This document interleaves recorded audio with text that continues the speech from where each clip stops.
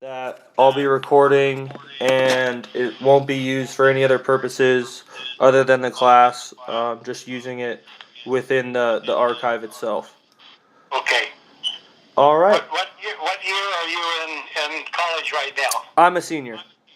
Junior. Senior. Senior. Oh, good. Yep. Okay. Are you in Nebraska? Yes, I am. What part of Nebraska? Central Nebraska. I'm in Hastings. Okay, I don't know where that is. I'm not familiar with it. I took one of my divers years ago to the regional championships. Oh, okay. And we were out there. Okay. Anyway, okay. Now, Tyler. Uh-huh. You have a last name? Hopper. Say that again. Hopper. Hopper. Yep. Got it. All right. Well, if you're ready, I'll just get started then. You're gonna ask me some questions. Yeah, and That's good. I'm gonna try and stay quiet and just let you talk about it, and talk about whatever comes to mind or whatever you think of. Yeah, just kind of gathering information here. All right. So basically, I just wanted to start out with kind of your personal background of when and where you were born and kind of your upbringing. Okay. Well, I was born in the Philippine Islands. I don't want to give you the little tiny province because it's too long. It's Cagayan de Masamas, Mindanao, Philippine Islands. So I'm glad you're recording this. Good luck. Okay, in September of 1933. This was after my mom was already working there. She had been there since 1927 with her mom and her mom's sister, which is my aunt then. And they went over there on a cruise ship when they were going over to Japan and China and Burma. And when they got to Manila, they fell in love with Manila. That was considered in those days the pearl of the Orient. Now, the Philippines then was American territory. So, you know what that is, like Puerto Rico is today. And so they were there, and my dad, who was an engineer working for General Electric, he got transferred over there and met my mom, and she had me and my brother. My brother is about a year and a half younger than me. And then just before the war, and we lived in Pasay, Pasay, which is the outskirts of Manila, which is the main central of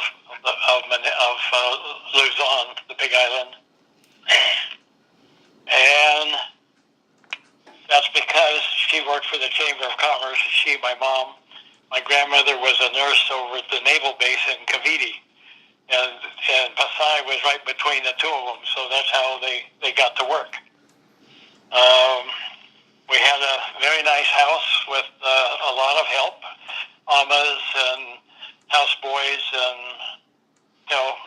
it just spoiled us rotten, us, my brother and me, while mom and dad were socializing in those days. This was in the late 20s and early 30s, anyway, it was the 30s. And then, just before the war broke out, my dad came stateside. He was transferred, and then the war broke out. And on December 7th, that same afternoon after Pearl got hit, the Japanese also attacked the Philippines.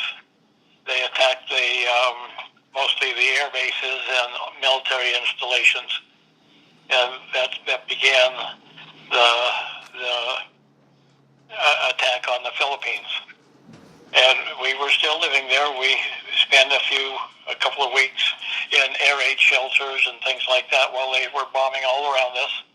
And then by the day after Christmas on 1941,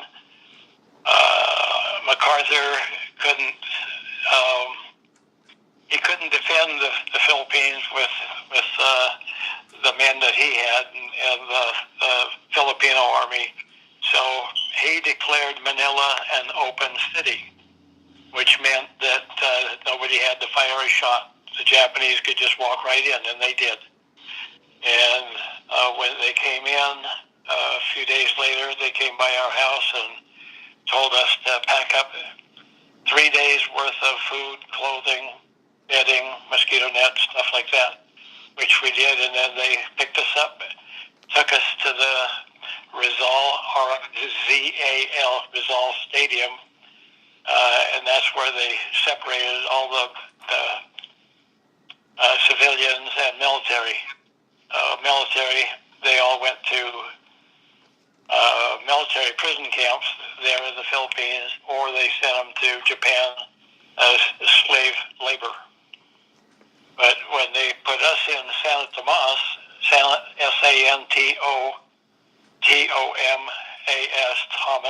Tomas, that was an old Catholic university built in 1611 with no dormitory facilities. And that's where they put us. So for openers, it was about a 50-acre enclosure with a few buildings. They put all the women in one building, the main building, the oldest building, because there were more women than men. There were about 3,000 of us that they put in camp around the first part of January of 1942. All the women went in one building. All the elder men were on cots in the gymnasium, about 600 of them. And that's how everybody lived for 3 years and 1 month.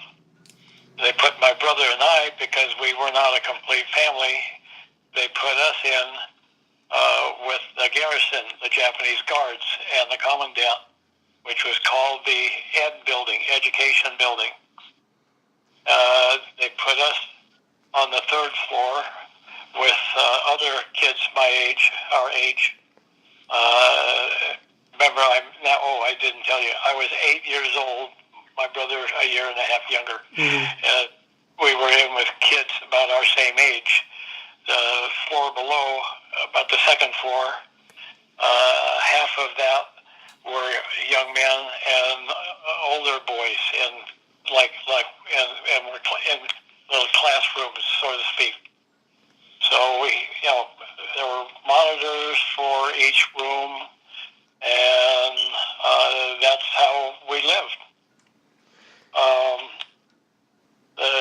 At first, the food was okay because we were living on the 3 days of food that we brought in, and then the Filipinos would come to the gate and bring food, and we had that, and most of that lasted the first 6 months, and until the Red Cross got organized and started bringing food in, and that's where we started having regular meals. And the meals were never, ever enough, ever. And the primary food that we had was called lugao, Lugao, which primarily is rice. And whatever you can eat with it is, good luck. The Japanese encouraged us to grow vegetable gardens, which right away we started to do. We meaning, when I say we, my brother and I at our ages were helping the adults in whatever they were doing. And primarily, as hot and as humid as it is there in the Philippines,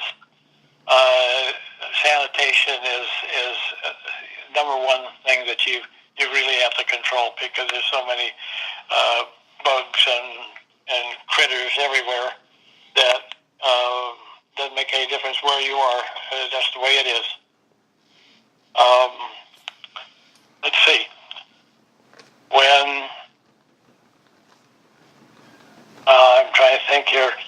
During the day, we could be together as a family, but at night, we had to be in our respective buildings. And that was all 3 years. I never spent one night with my mom or my grandmother, or any of those. Both my brother and I. Only in the daytime between roll calls, and that was every day not except. And then they would have roll calls when they suspected that somebody left. Well, in the very beginning, when the Japanese put us in the San Tomas, they said, "We're putting you here for safekeeping." Within 1 month of them putting us in there, 3 men, Europeans, tried to escape, and they caught them, brought them back, got all of us to watch them and torture them before they shot them, before they eliminated them. And that was the beginning of us knowing that we're going to be there for a while, and that's when they added all the barbed wire and sentries and everything else. And no communications with the outside world for those 37 months. None. What else? We had school in the seminary next door. That was the only time we could go over there, was on a Sunday morning.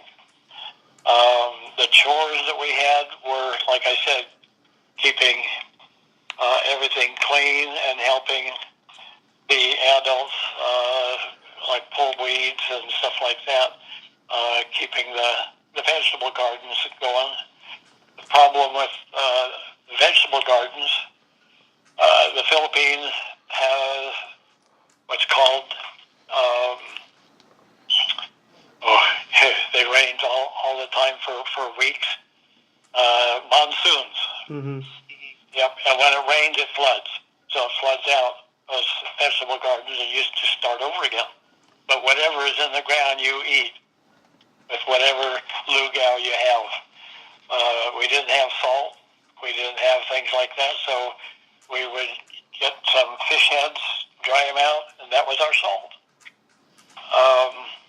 Near the end, like about 1944 later, it was so bad, even the Japanese were starving. The guys who were our guards, Mm-hmm.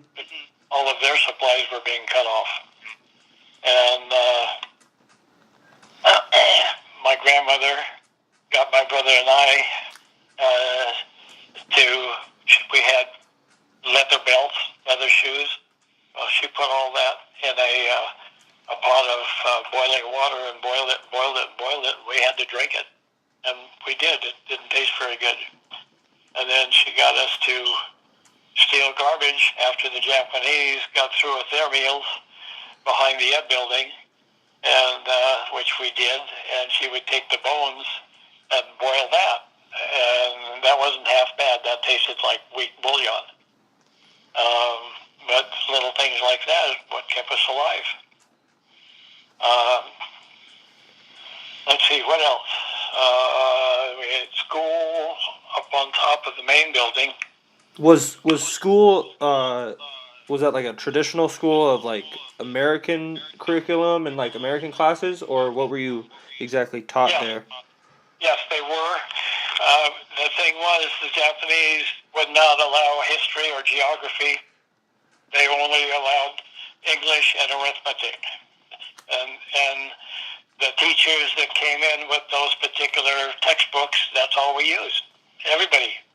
So there would be about 6 or 8 of us on one textbook. And we did that on the 3rd floor of the main building, which is huge.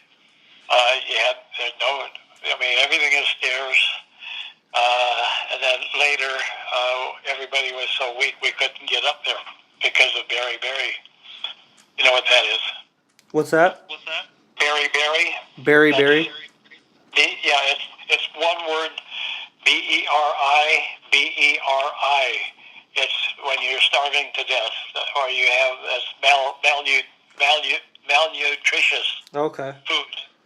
And at the end, I may repeat myself.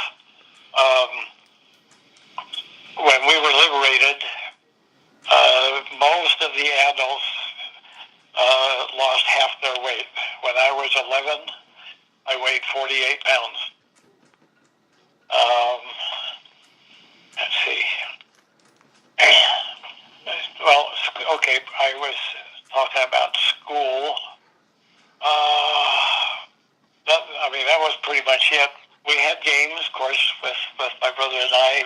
We played with kids our age. And in camp, okay, we started with about 3,000 internees, all civilians, all nationalities, allied nationalities. And the camp grew over time to over 4,000. It was like 4,400. And then they split the camp up, and they asked for volunteers, and they sent about 2,000 to another camp that some of the able men in camp were able to create. They took them over, and this was a few kilometers away from where we were. It was called Los Banos, BANOS, Banos, IOS. Anyway, you look it up, Los Banos. And the significance of Los Banos is there was a movie. Now, that was a made-for-TV movie. And that was a textbook rescue that they had on TV. The other movie that you may want to watch someday is called The Great Raid. The Great Raid is usually on weekends when there are World War II things going on, Memorial Days and Veterans Day and stuff like that. They usually have that on. It's free. And they've had it on for years. That is the rescue of Cabanatuan. And Cabanatuan is up at the north end of the Philippines where MacArthur landed in the last part of 1944, early 45, actually January of 45. Now, I'm going to be sending you some of what I'm saying. Okay. And then you can remember this a little better. Okay. Let's see. When the reason I'm hesitating is because I'm seeing the statue wrapped in barbed wire at the museum, the Veterans Museum that I volunteer for. I'm a docent there, and this grotesque statue is bronze, and it. Most people who see it, they read what it says, and it says 147 military men perished in a Japanese prison camp in the Philippines, and it doesn't say any more than that. However, the significance of that incident is why you and I are still. I'm still talking to you. I should be dead right now. 72 years ago.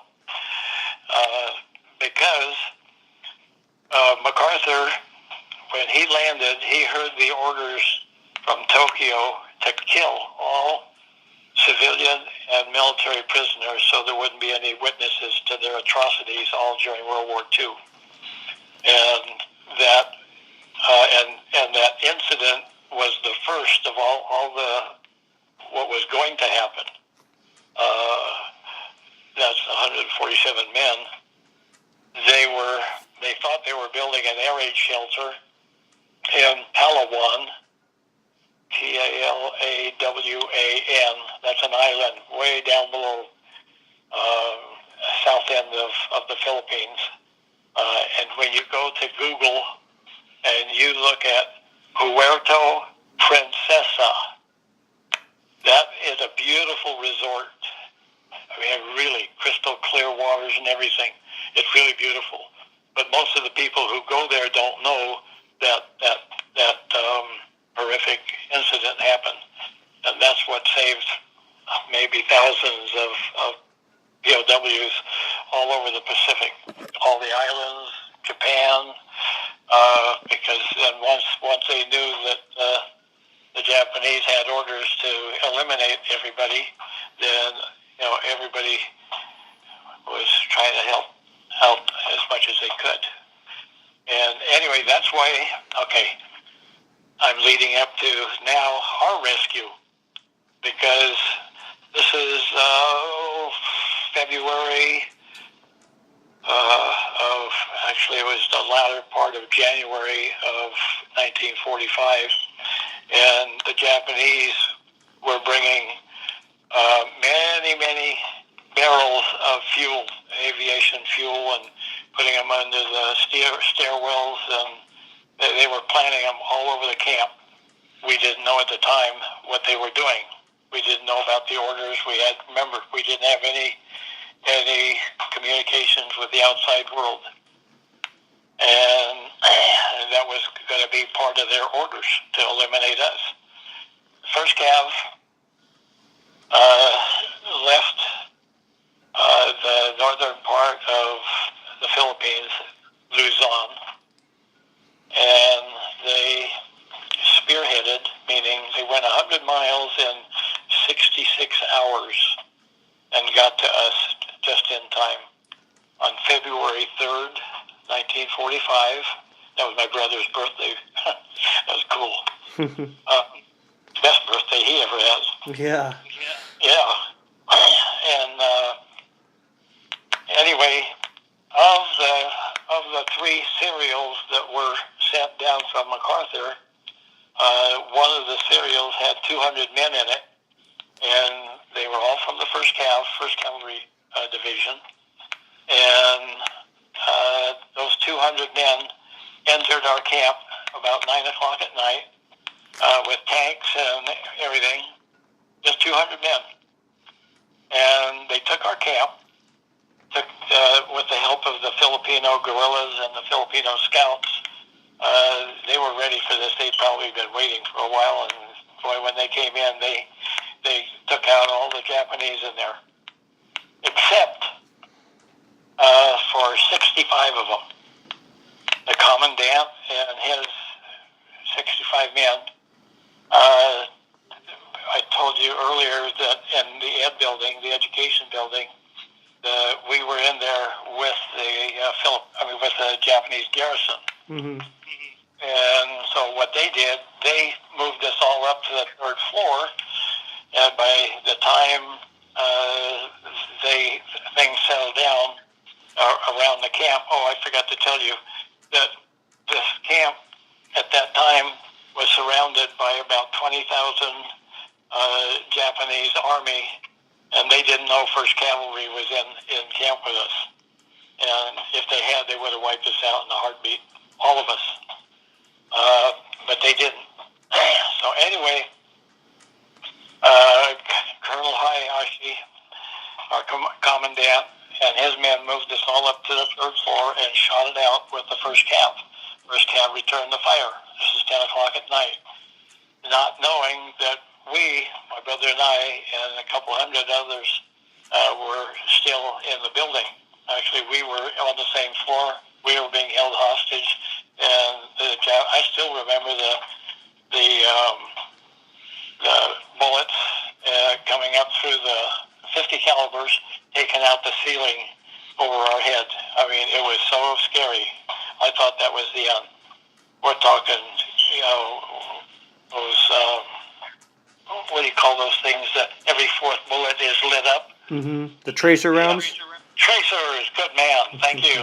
I don't know why I get hung up on that. Anyway, tracers. And so the first a few minutes, they were shooting up at us until somebody yelled out, we were in there.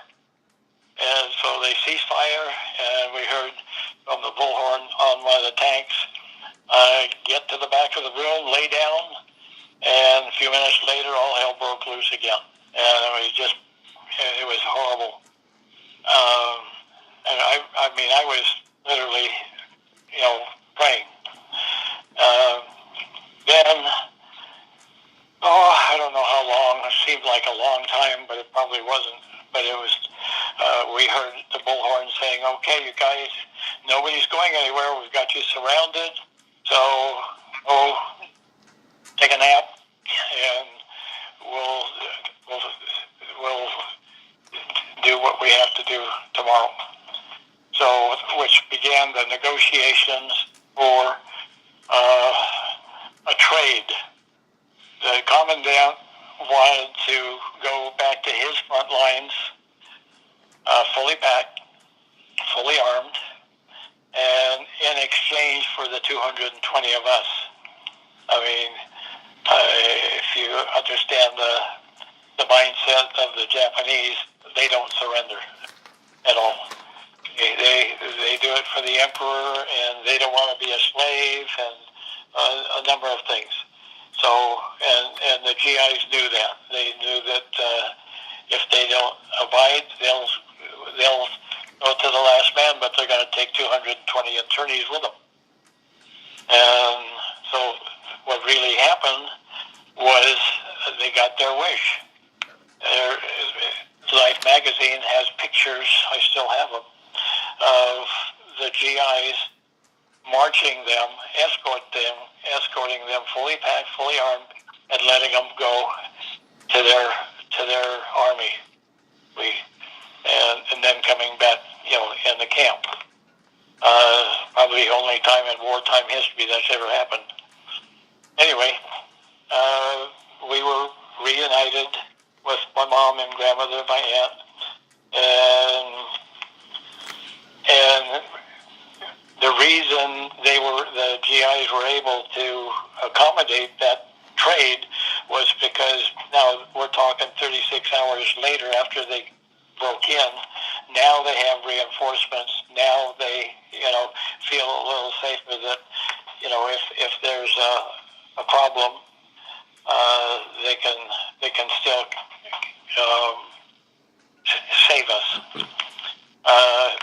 Now, at all this time, the rest of the armies, the 37th Infantry and the 1st Cav, they were moving from north to south, and at the same time, the Japanese were moving to the southeast, and as they were moving out, so to speak, they were retreating, but not all of them, because MacArthur came in the camp only for a few minutes and saw some of the people he left behind, and no sooner that he left, and then the Japanese started a 4-day counterattack. They shelled us and shelled us and shelled us and killed so many people. We're all free, but we can't go anywhere because there's snipers out there, and half the Japanese army is still out there. So 3,800 of us. That was what was left after the GIs chased the rest of the Japanese out. And okay so far. You have any questions along the way? No, I mean, just how, because you said your dad was back in the States, correct? Yes. Okay, so. As a matter of fact, when he came back here, we were going to join him, but remember, there was no communications. He thought we were all dead, so he started another family. Oh, okay. We didn't know that until we came to the United States, and then we found that out. So there wasn't anything you could do about that. Mm-hmm. That's war. So my mom, she remarried in 1948, a chief in the Navy, and he got transferred to San Diego in 1949, and I've been here ever since. What else? Um,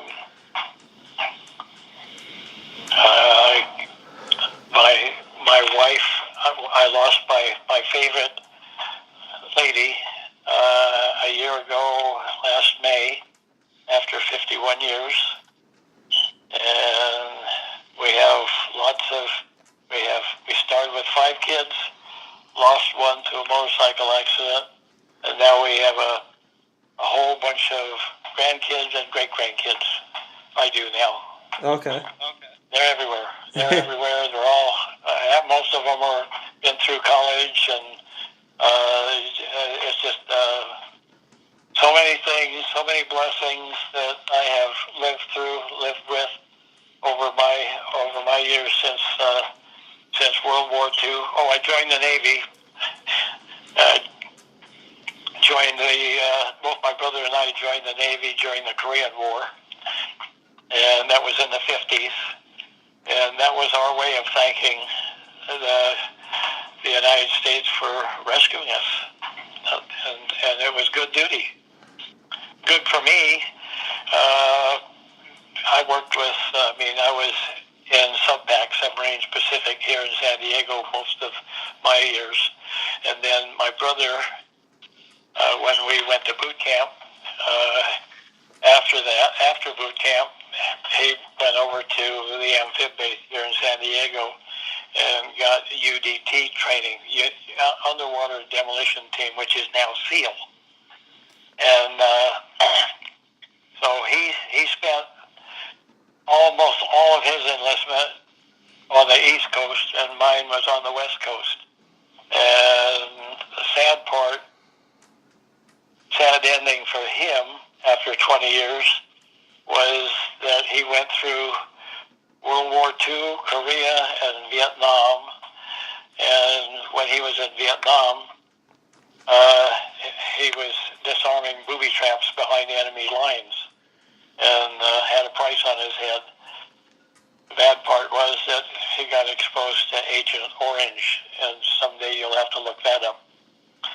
Agent Orange is a defoliation type of a chemical that kills the vegetation so that we can see, the U.S. Army can see the enemy.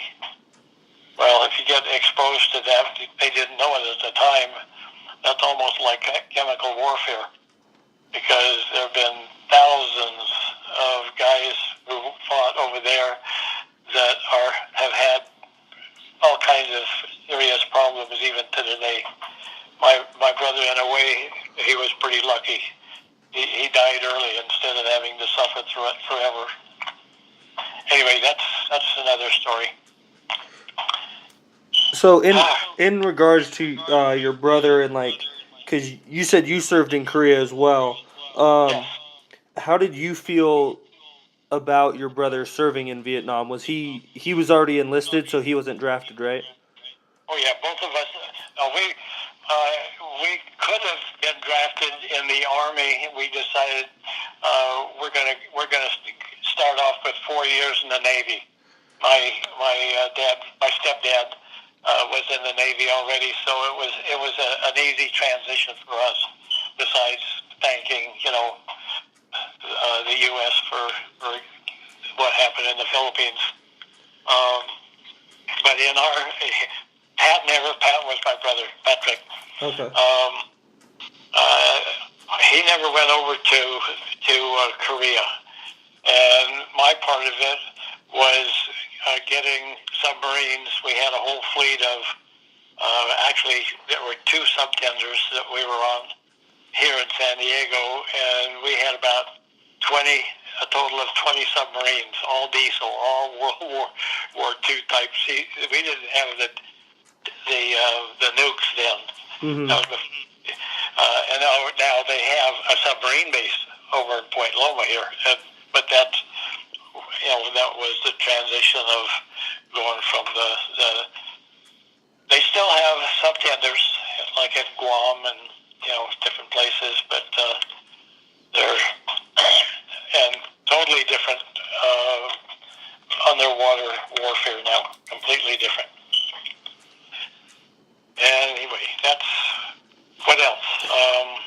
So how did you feel about your brother going to Vietnam and serving in Vietnam? Well, that was our duty. We were in the service, and whatever, we didn't think anything of it. We were already in it, and if I had gone to Korea, it would have been the same thing. I never did, but I lucked out. But I knew I was doing my job, getting submarines ready to go and deploy, and by him, and now he started another family in Maryland, and he married Carol, and she had a couple of kids, and then they had a couple of kids. So I think we both kind of, I had 5, he had 4, and they had a bunch of kids. And of course, it was very, very sad. I went back there in Marbury, Maine, where what did I say, Maryland? No, Marbury, Maryland. Anyway, I was very, very sad about that. That he had. See, in those days, even though you suspected, now remember, we went in 53, he got out in 73, and I mean, within 1 year, that Agent Orange took him, and most of that was in his that particular chemical affects people many different ways. It's almost like having lupus, Lupus, which is a disease that doesn't allow the what's the word, your system to fight diseases. Immunity system? Exactly, thank you. Mm-hmm. The immune system. And that's pretty much what happens when you have the Agent Orange affecting different parts of your body. Some of them are really long-term. Some of them are still alive, and they still have effects. And now the government is starting to recognize, yep, I guess we did a bad thing. And so the VA is treating them. But, so many of them have died a long time ago, and the government never admitted that there was anything wrong for years. That's what's sad. And anyway, no, I didn't feel bad about my brother being in Vietnam. My Nancy and I have had a couple of our grandkids. One of them 8 years in the Marines with multiple tours of Iraq and Afghanistan. He came back alive. The newest one was in the Army with multiple tours for 2 years over there. And he came back alive. Now, when I say came back alive, that means, as you probably know, when they go over to the wars now, they send them over for 1 or 2 years, sometimes just months, and then they bring them home for a few months and do some retraining and send them back again. And that's been like that for, I don't know, 10, 15 years now when they're fighting over there. Some of it's good, some of it isn't. But anyway, our kids came home and they're fine. And what else? Now, you're probably gonna wish you had asked me the question, after all that, how do I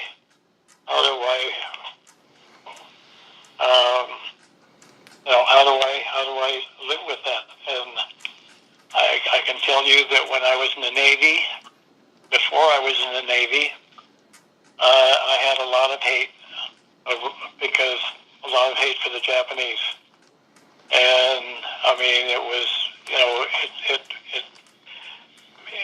remember I was 11. My mother put us both in a private school up in Hayward, California, and to get our health and our school caught up, which worked beautifully. And then it gave her time to get a job in Vallejo, Vallejo. It looks like Vallejo. That at that time was a Navy base, and I think just the last few years they've decommissioned the repairs and stuff like that. But anyway, Go ahead. So with your feelings towards the Japanese, did that carry? Obviously, that probably carried over for into Korea, or how do you feel about all of that? It did.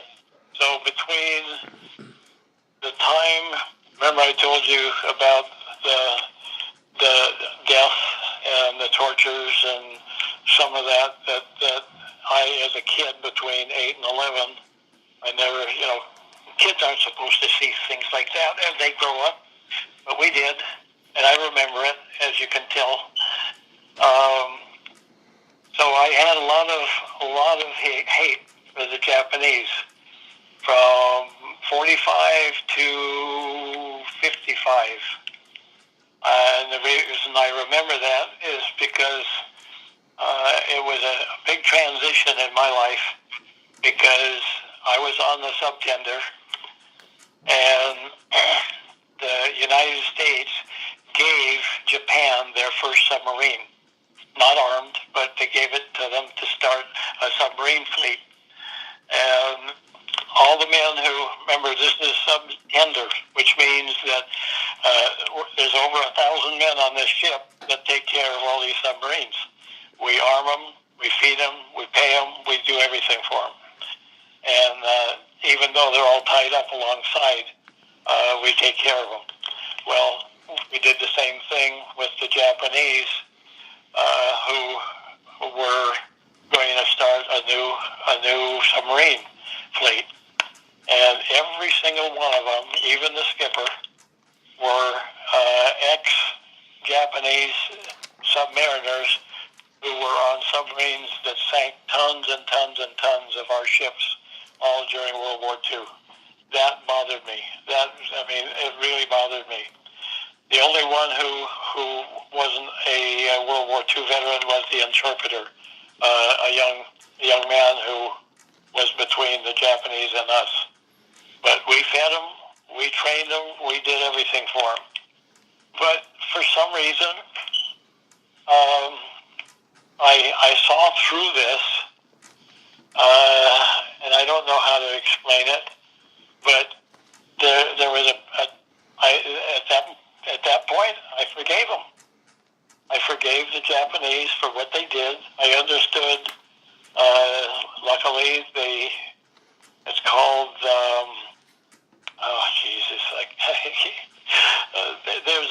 There's a code. There's a code that the Japanese lived by during the war, and sometimes I slip and I say Jap. Well, in those days, those were Japs, and I would think of the guys who we were giving that submarine to. Those were all Japs. Everybody else since World War II, are Japanese. So I really have to watch my P's and Q's. I'm still trying to think of the code. And when you see that,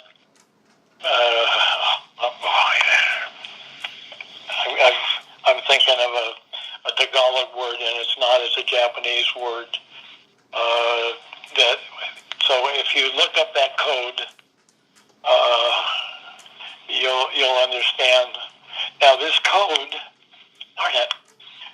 relates back to the war before World War II, the Japanese and the Chinese War. And while I'm there, I'm going to mention the rape of Nanking, when the Japanese killed thousands and thousands, over 100,000 civilians. Okay, that was their war. Okay, a few years later, most of those Bushido That's it, Bushido. Mm-hmm. Yeah. Um, this is a lot of those hardened Japanese were from the prior war, and they were now in this war. So they were ruthless to the point where when, remember I told you MacArthur had declared Manila an open city? Mm-hmm. The Japanese just the opposite. When they were retreating, they blew up everything. They killed over 100,000 civilians for nothing. And most of them, they didn't even use bullets. They just impaled them. They put them all into churches or buildings and set them on fire. And it was a rampage. And you'll see that if you look up, Wikipedia and look up World War II Philippines, and it's anyway. I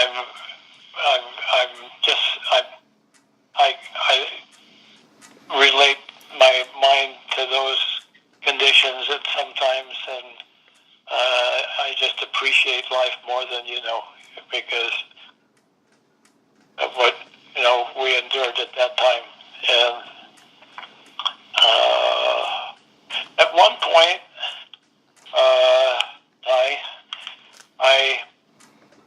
I was. Let's see. I'm trying to think about what age I was. I think I was probably going to school in Hayward, California, and so as I was growing up, I had kind of a nagging thought in the back of my mind because as we watched a lot of the people that were in camp with us, a lot of the older people were dying off prematurely. They had a lot of health problems, and I got to thinking, am I going to get to 20? Am I going to get to 30? And that kind of bothered me. It wasn't a constant thought, but it was there. And because I was seeing what was happening to other people who were there. We recorded lost 390 people, mostly to malnutrition, beriberi, and to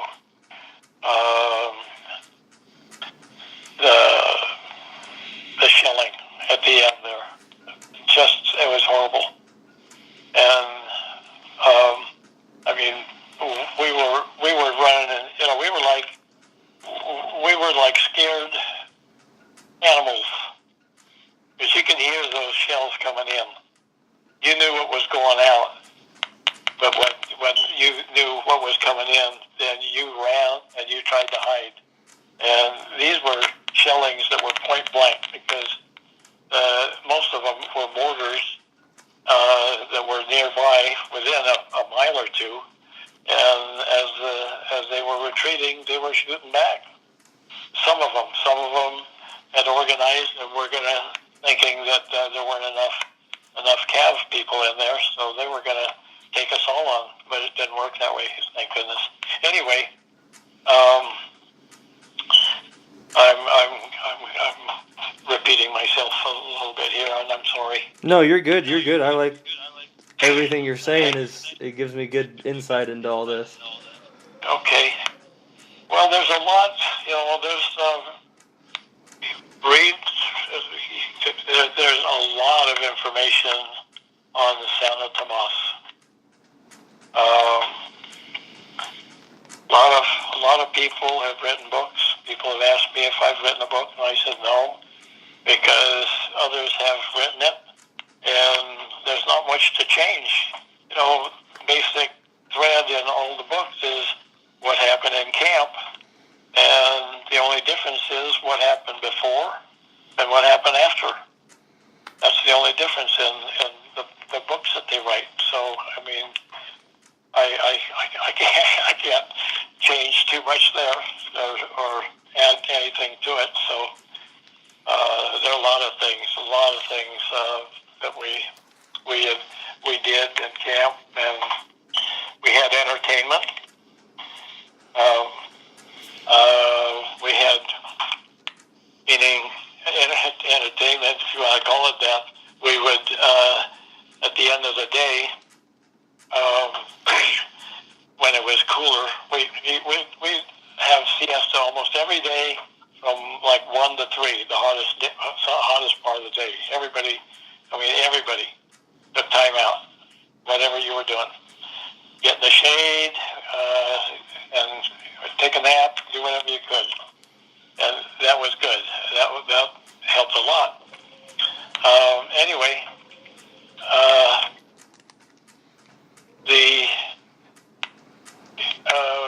where was I going with that?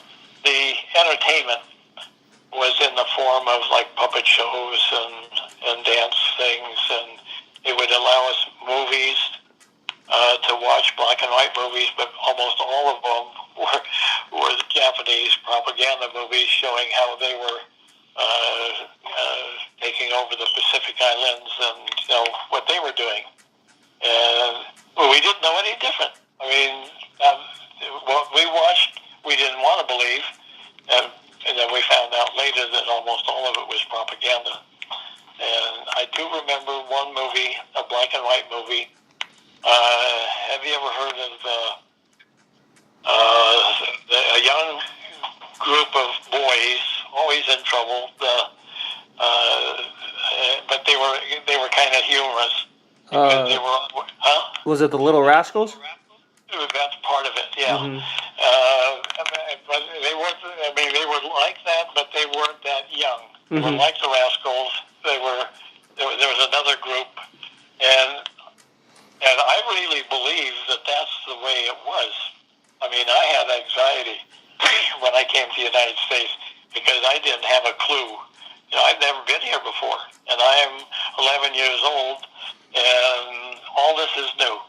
When I went to school here, after the 2 years, I flunked my high school. I mean, my junior high school, and had to take it over again, and because I'd never been in a public school before. Anyway, but all of that was good. I mean, I never minded that because I still feel at 84 years old, I still feel like I'm learning. I'm always learning something new, and I look forward to that. It's good. Oh, I know what I had my mind on something else. One of the things that I've looked back at, when you see handicapped people, if they've lost their limbs or they're mentally have a problem, but you notice how they overcome that. Okay, they're overcoming a weakness. That weakness becomes a strength, and I think that has happened to me. Because of what happened, that negative part of my life, it's something that I don't dwell on, but I know, that may have happened. And so all the jobs I've ever had, there aren't very many. The Navy was 4 years, then aerospace for 13 years, and then 25 years with the city of Coronado here. And all good duty, all of them. And I started from scratch on every one of them, and I went as far as I could go. I started out with aerospace, just making sure that all the assembly lines were stocked with parts, and then I worked my way up to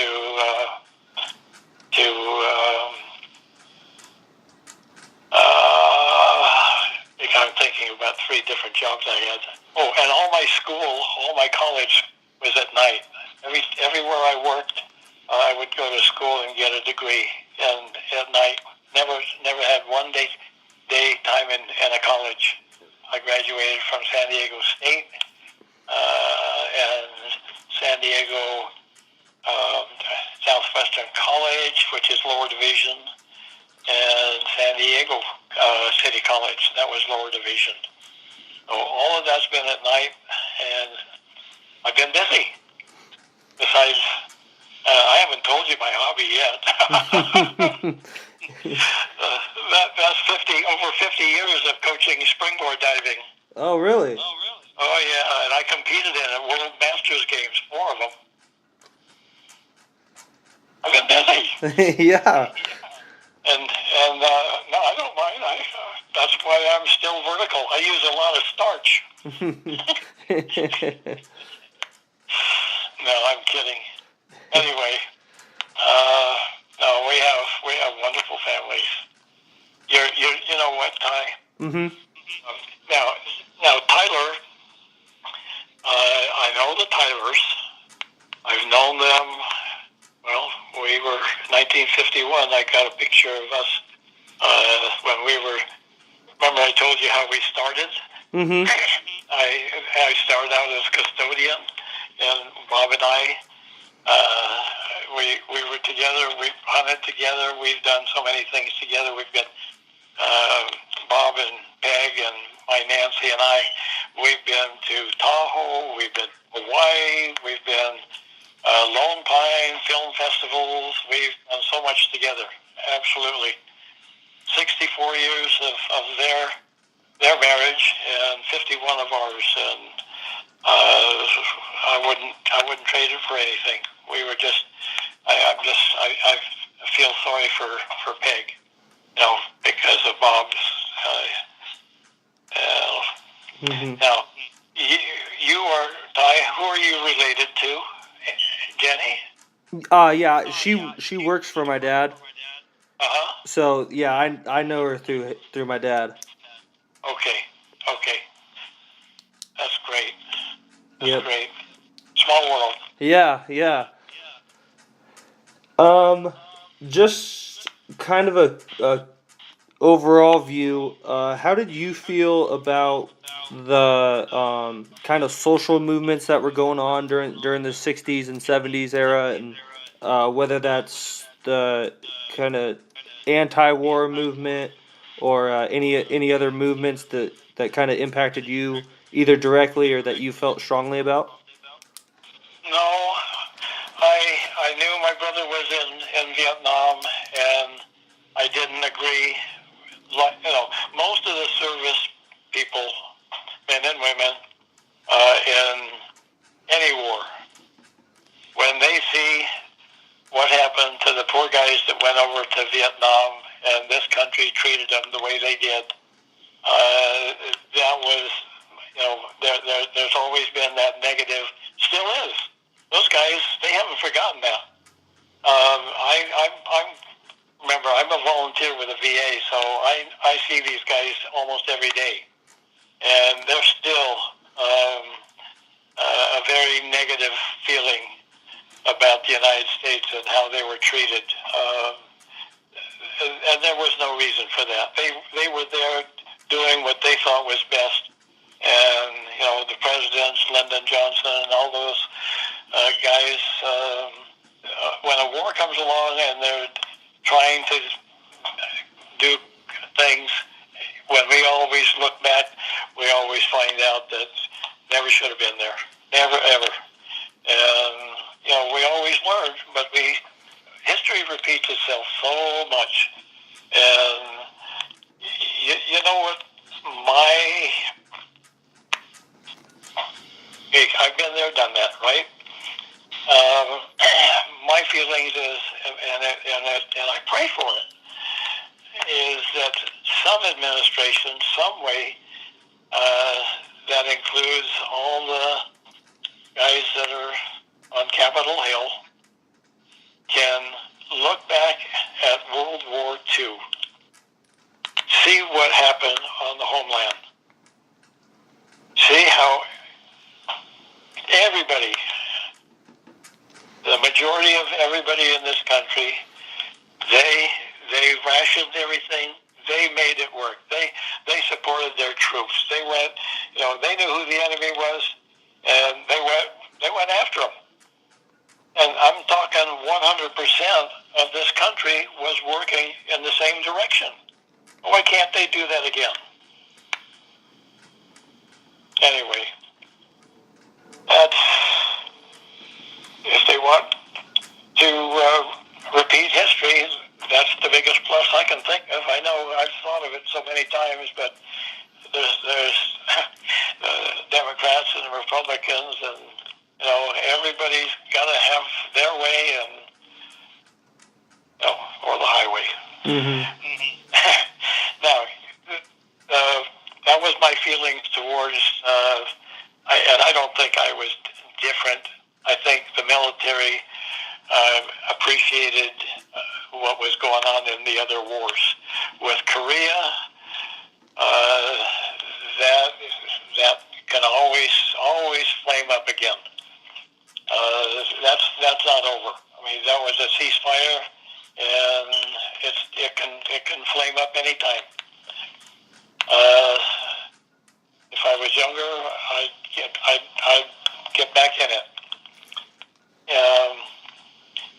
And I think when you look back at history, you'll see with that ceasefire, we were winning until the half of China overran us. We were outnumbered, and most of it was supported by the Russians, and it was now that, I think, the lesson that we had from Vietnam, we learned at Korea. We got the hell out of there, and that was good. But because that would still be going on right now. It would be another Vietnam, and with just loss of lives. Now the police actions that are going on, they call them.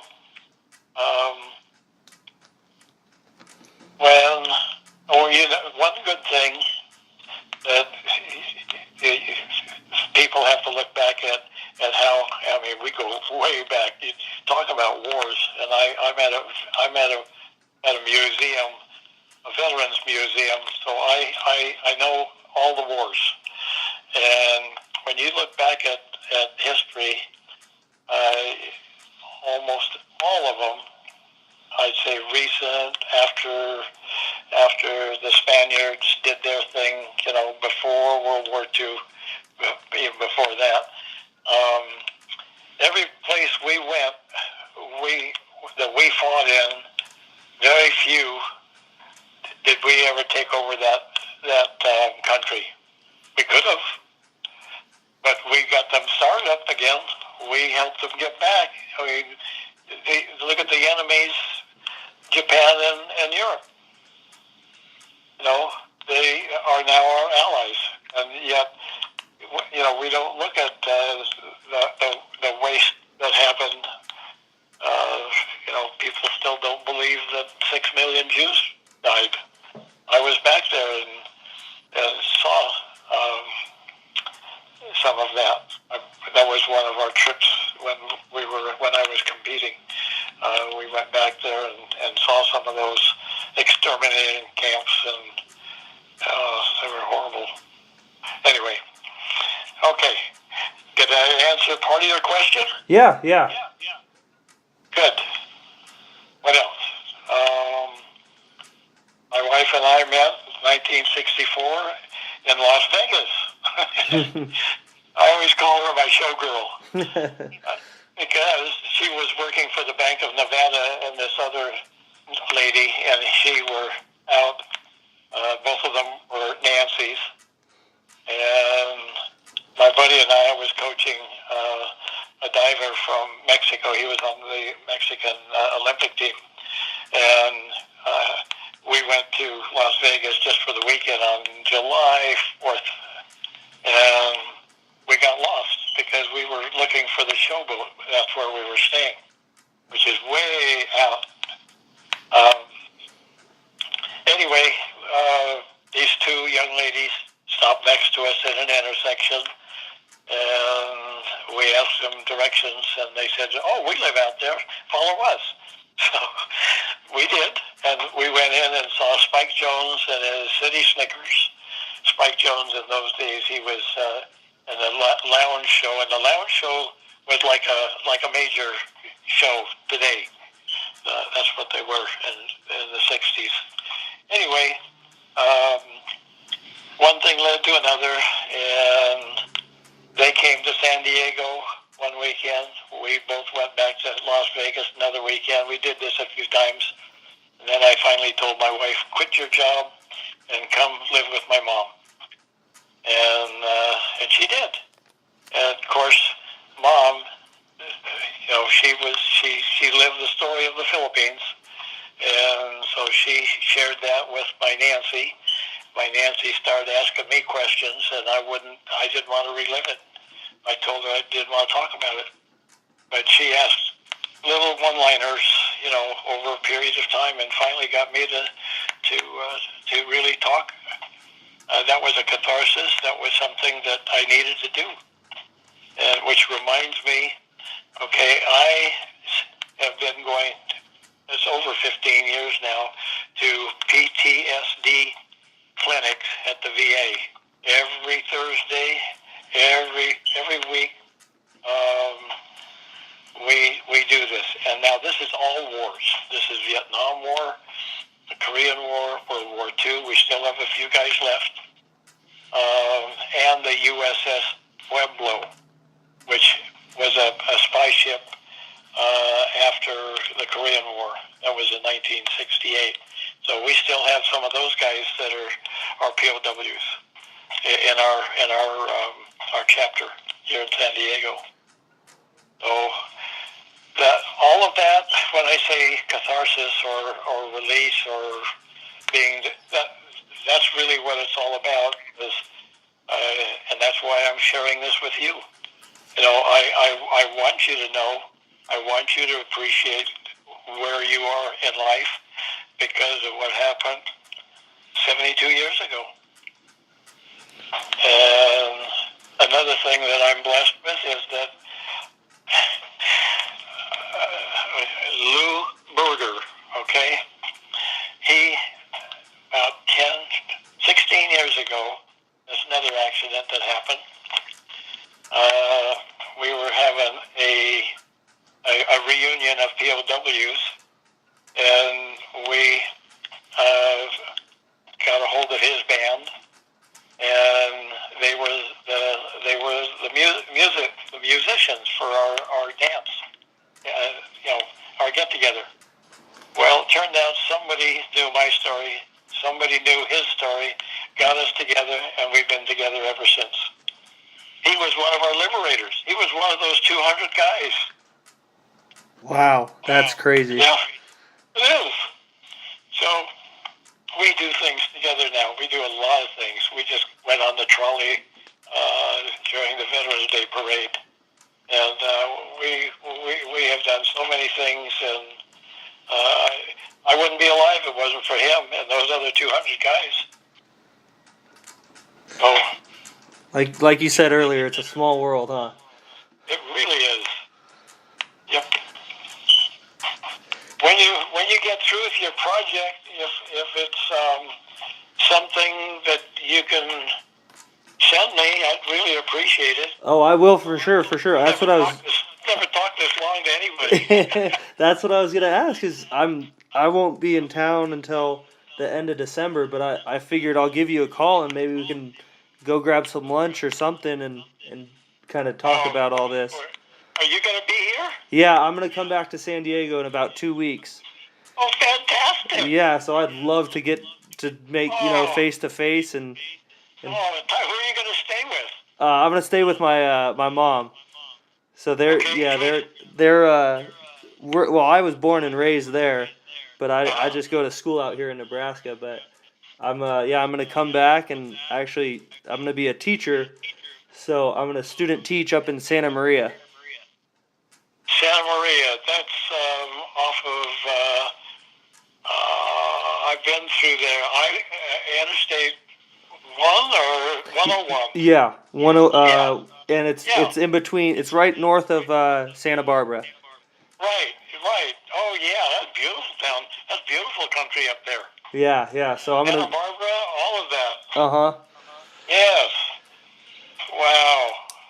Awesome. No, Okay. When you send me your email saying anything, Mm-hmm. and testing to make sure we got our email right, Yeah. I will email you this little story. And I haven't read anything. I'm just doing this off of my mind. Mm-hmm. So, but I do have a couple of things, and I'm going to mention if I don't. I want you to know that we have a website for our POWs. Okay, yeah. And that is very simple. SD, like San Diego, Mm-hmm. POWs.org. That's it. SDPOW.org. Okay. So when you go to that, you'll see my name. Click on me, and I have a very short bio. And this other thing I'm going to send you is going to be called Tom Spear Crosby, because when I was born a Spear, Speir. And then the Crosby comes from when I adopted my stepdad's last name. And that was after Mom remarried after the war. So when you see that, it's just a couple pages, and it really kind of summarizes a lot. Anyway, you got your hands full. Hey, I really enjoy this. But you know what? Okay, Ty. Mm-hmm. If you don't mind, is it Ty or Tyler? It doesn't matter. I'm fine with either one. Okay. Do you know what you're going to teach? History. Oh, Yep. So this is. You got a head start. Yeah, this is super exciting for me. Oh, that's wonderful. Oh, I want to meet you. I do too. I want to meet you too. Well, anything else I can help you with right now? Maybe just one quick thing. You Sure. mentioned how you wanted me to know and your story and all that, and how it kind of took you a little bit to open up. When were you okay with sharing your story, and like how did you feel about it? Because I know you said you were a little reserved about it. Yes, it was, and that. My wife is the one who opened the door, because I didn't want to relive any of that, because it was too fresh. I mean, the one thing that we share in our meetings is that we talk about the war, and that's the release. That's why PTSD is so important. That and people, we're kind of mentors, so to speak, to people who are suicidal. Veterans who have come back, and there's so much in the veteran community that guys have no outlets. They have no one to talk to, and it's like an AA meeting.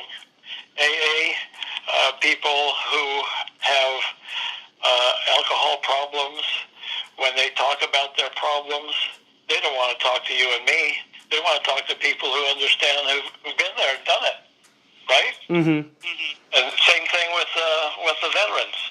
A lot of veterans, I ask people that come to the Veterans Museum, has your dad or your grandpa, or have they shared some of this with you? And they say, no, he wouldn't talk about it, which is sad. I don't care how bad it is. Some of it is really bad. I mean, these guys,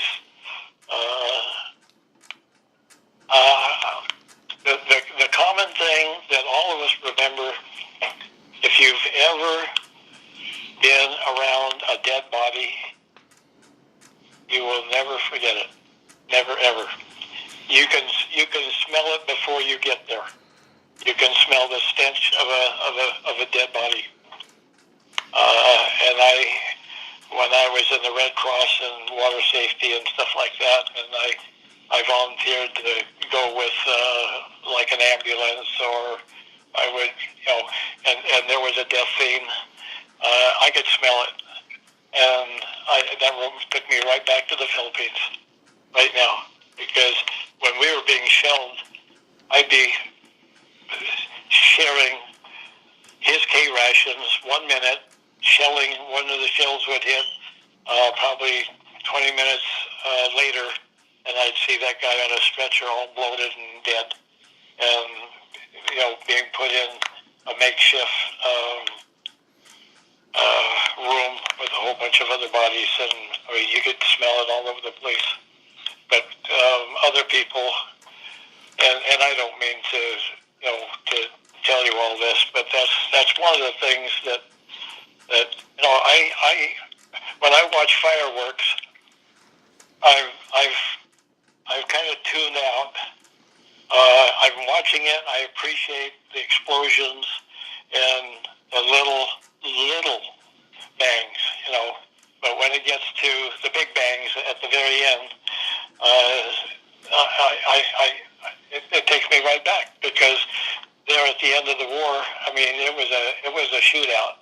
I mean, we were in the middle of them exchanging shots, whether they were simple 30 caliber shots to 20s or 50s, and then when I got in the Navy, I got to shoot the bigger ones on the ship, but mostly at targets, not at the enemy.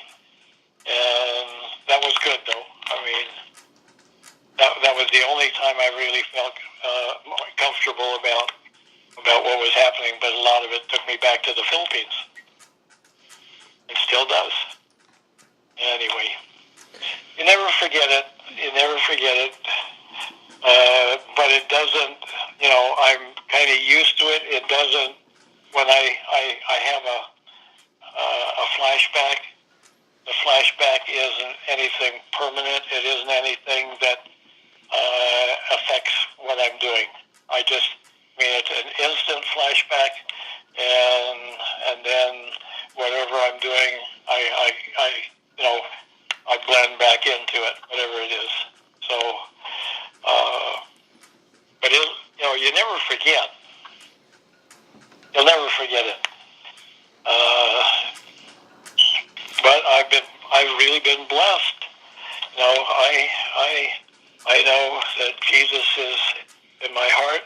Oh, I'm glad we're talking about this, because I've never talked about this before. But in my mind, when I am telling my story to a Christian group, I'm starting to organize myself. I have 3 things that I start off with. It's called hope, faith, and prayer. In the beginning, we had hope. We hoped that somebody's going to come to our rescue. After a while, they didn't come. So luckily, my brother and I had Sunday school, and we were able to understand a little bit about Christianity. We didn't really know, but we, got a start. But going to school, not school, but going to church there in camp, that was getting me a little more in thought about my faith. Now, you and I and everybody else on earth, whether we like it or not, we talk to each other. Okay, me, myself, and I, we're the busiest minds in the world, and it's, now in camp we had a lot to think about. We were always curious, always wondering what it's like outside. Just you can't even believe what your mind is on. So my mind was thinking that maybe I'm talking to Jesus. Maybe I'm talking. That became my faith, because I was never alone. And then which was a good feeling. Then later, when we were in the crossfire, that was faith. I mean, that was prayer. That was prayer. Anyway, you're next. Anyway, I know I sound a little weird, but No, you're good. Like I said, I can't thank you enough for this opportunity, and I really can't wait to meet you in person. thank you, Tyler. I really appreciate you're a blessing because of not only who you are, but why you're doing what you're doing, and I feel really good that you're listening to something that you never heard before. And when you start thinking about history, the history that all of us who've been there and done that, we know that you don't have control over what's in your textbook. Now, one thing I could ask you to do is when you're in your class and you get to the point where you're talking history of wars, you can assign students to do certain things to, look at wars. I mean, there's so many wars that, I just shared all that with you. And, but in history, my goodness, there's so much in history that you can't just take on the wars. But this generation and future generations, and that's where you're going to be, because I feel sorry for the kids, my kids. I feel sorry for the young ones that have to go through the things that, the modern world is what it is, and nobody's ever going to keep up with it. I don't have a smartphone. I have a regular cell phone with no apps on it. I love it. And keep it simple. Don't bog down with a lot of unnecessary stuff. Only keep the stuff that you really need. Now, I'm not saying that the smartphones aren't good, because they are good. That's like, having a little computer in your pocket. And that's good. So, but the kids today, all of you, are really challenged. You really are. So history is extremely important to the future. If you don't know history, you don't have a future. You really don't. If you don't understand that, so you don't have an appreciation. Because the history is what made where we are. Yep, exactly. Yep. Okay, Tyler, gotta go. Yep. I'm thinking about having lunch. Okay, I'll email you right now, and whenever you can get to it, that'd be perfect. Take your time. Yeah, and thank you so much. I really can't thank you enough for this opportunity. I mean, I'm ecstatic about writing this, and then getting to meet you is just blowing my mind. Do you have what's called OCR? What is that? It's old, but it's taking voice and voice converts it to text. If you can find that, that's a big shortcut. Then you can go in and edit it. Okay. Anyway, thank you for this opportunity to do all this, and I really appreciate you. Thank you. Thank you. You take good care and have a great week. You too. Okay. Bye-bye. All right. End interview.